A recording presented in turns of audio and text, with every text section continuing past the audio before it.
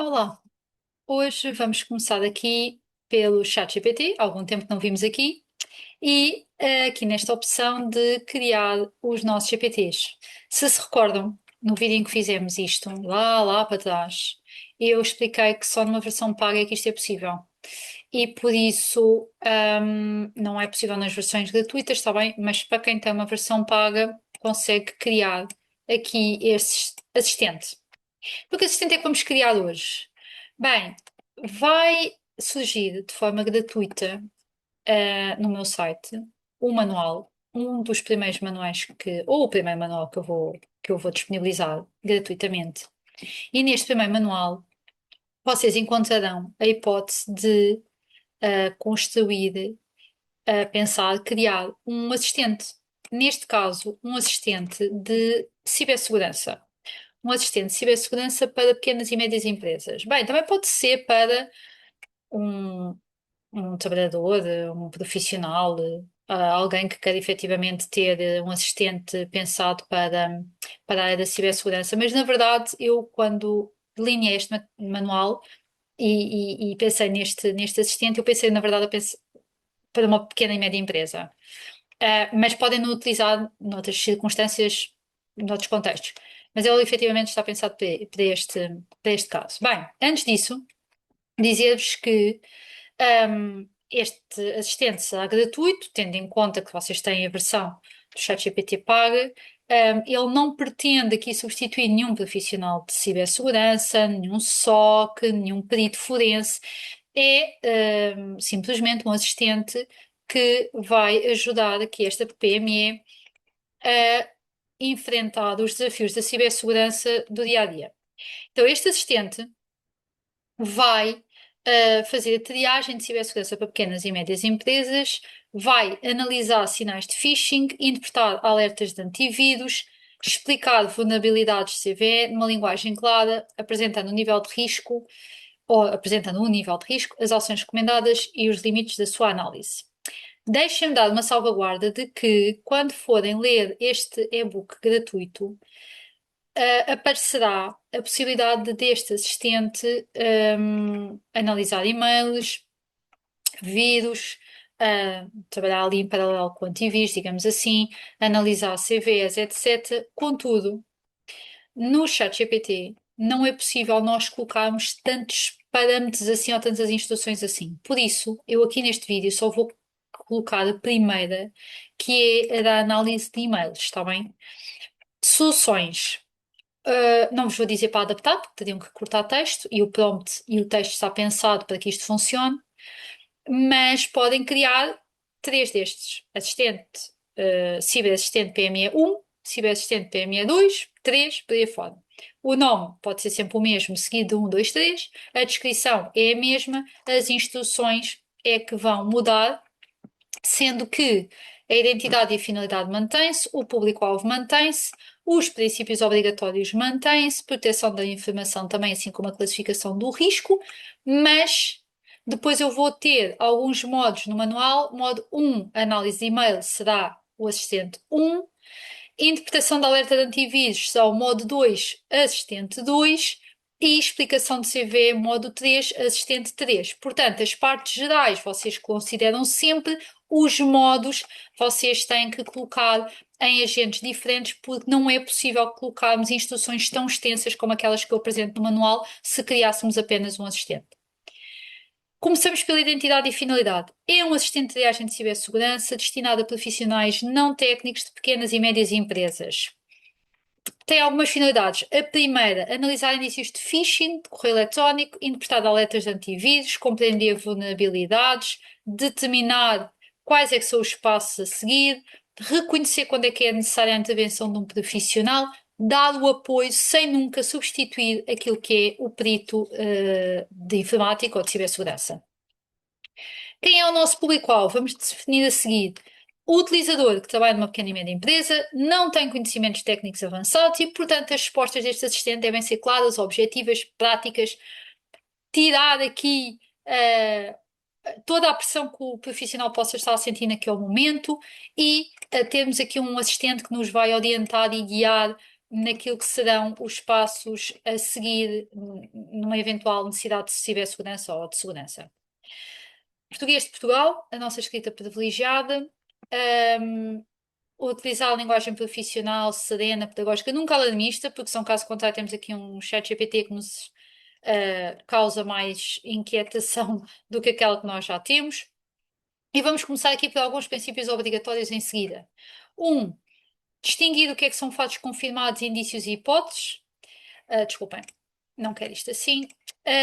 Não declarar que existe malware ou phishing ou outro sem ter a certeza. Tem que haver evidência suficiente. Não se pode inventar resultados. Não se afirma que se verificou isto ou aquilo sem se ter feito. Não confundir a ausência de sinais com a garantia de segurança. Não aconselhar o utilizador a executar ou testar fecheiros. Não aconselhar a desativar antivírus, firewalls, entre outros. Não solicitar palavras-passe, códigos de segurança, dados privados, dados bancários, etc. Recomendar que os dados fiquem anónimos e confidenciais. Dar prioridade sempre a preservar a informação relevante e, quando efetivamente existirem riscos, sinais evidentes, então aí recomendar-se que se desligue, que se contacte o profissional habilitado para resolver o problema, porque, uma vez mais, isto é um mero assistente, não é o nosso profissional de cibersegurança aqui ao nosso lado, está bem? Proteção de informação. Não há dados de palavra-espaço, códigos de autenticação, chaves API, entre outros. Portanto, tudo o que seja dado confidencial, de segurança, etc., não é para estar aqui a ser partilhado. É importante que este nosso assistente saiba classificar o risco baixo, moderado, elevado, crítico ou inconclusivo. Em seguida, no manual, vocês encontram a definição de cada grau de risco e como é que ele deve ser interpretado aqui pelo nosso assistente. Depois eu vou dar uma estrutura obrigatória de resposta, ou seja, de que forma é que ele poderá considerar ou apresentar aqui as suas respostas. São 9 critérios. Portanto, conclusão sempre quando houver indícios claros, nível de risco deve ser apresentado, os factos devidamente apresentados e analisados, sinais de risco devem ser enumerados e identificados, como é que deve ser apresentada a informação, o que fazer agora e passo a passo, o que não fazer e também indicar, quando encaminhar para um profissional e qual o grau de confiança a atribuir. Estes são aqueles passos que eu considero obrigatórios ou essenciais para que o nosso assistente funcione em conformidade. Agora eu vou trabalhar o assistente 1. No manual vocês encontram o modo 1, 2 e 3, que dará origem a 3 assistentes, se for o caso, porque, como já vos disse, não é possível copiarmos todo o prompt para este assistente, porque seria demasiado. O nosso primeiro assistente analisa e-mails.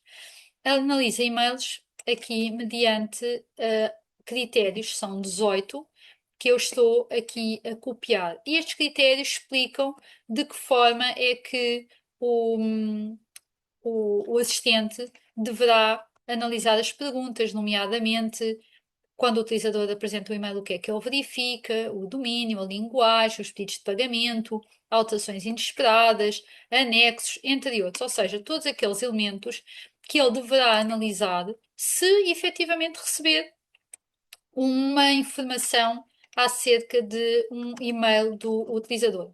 E por fim, uma checklist de e-mail, ou seja, apresentar a informação desta e desta forma, com este e este critério, com este e este elemento, para que o utilizador saiba de que forma é que o seu e-mail foi analisado e consiga perceber a resposta e efetivamente se há risco ou não. Depois no manual vocês vão encontrar o modo 2 e a sua checklist, o modo 3 e a sua checklist, até que encontram depois algumas adicionais que podem considerar, como limites de segurança, entre outros tipos de comportamento. Aqui, formatos de resposta, se vocês também quiserem pré-definir. Ou seja, vocês podem adicionar ou cortar texto que encontram no manual, consoante também aquilo que vocês assim pretenderem. Eu confesso que eu não gosto muito de dar prompts feitos, porque a verdade é que a IA está sempre a evoluir e, portanto, de hoje para amanhã isto pode estar desatualizado e vocês dizerem-me que eu dei alguma coisa desatualizada. A verdade é que isto estava atualizado ao dia de hoje, está bem? Mas eu deixo aqui a salvaguarda porque, pronto, sabemos que a IA evolui, pode ter aqui algumas alterações a considerar, mas eu também estarei atenta e caso seja necessário, depois também poderei fazer um manual 2, digamos assim. Temas de conversa. Vocês também vão encontrar temas de conversa no meu manual, ou no manual que eu criei. Podemos ter aqui, recebi este e-mail, ajuda-me a verificar se é phishing, para dar um mote de conversa, cliquei numa ligação suspeita, o que devo fazer e, portanto, vocês encontram logo estas duas pré-definidas aqui, se assim entenderem. Ou podem então começar com um prompt vosso. Conhecimento, carregar fecheiros. Olha, eu acho que isto é essencial, mas eu não posso dizer como é que vocês o devem fazer. Porque são estes fecheiros que devem ser construídos também por vocês. O que é que pode estar aqui? Um checklist, uma matriz de risco, regras de proteção de dados, contactos internos, procedimentos que vocês tenham, alguma especificidade própria da vossa empresa. São estes documentos que devem estar aqui, mas com a salvaguarda de que eles devem ter todos os dados confidenciais e devidamente protegidos. Podem ter blocos de contactos internos, por exemplo, essa informação toda surge no manual. Vocês podem adicionar aqui conhecimento a este agente, como uma identidade visual, etc. Tudo isso é possível e vocês podem carregar aqui nos fecheiros para eles seguirem, neste caso para ele, o assistente, seguir e vos dar um apoio mais personalizado. No manual também vou encontrar testes práticos para testar se a ferramenta está devidamente a funcionar ou não, se este vosso agente está a funcionar de acordo com aquilo que era pretendido. Vão encontrar uma checklist de validação final e a informação extra, se assim pretenderem. Esta é a configuração do assistente 1. Eu até posso pôr aqui o assistente 1. Tem também o 2 e o 3. Só têm que chegar ao manual, que estará disponível no meu site, e retirá-lo gratuitamente, copiar para aqui aqui esta parte de criação de GPTs, de assistentes GPTs, e começar o vosso trabalho. Espero que tenha sido útil. Obrigada e até uma próxima.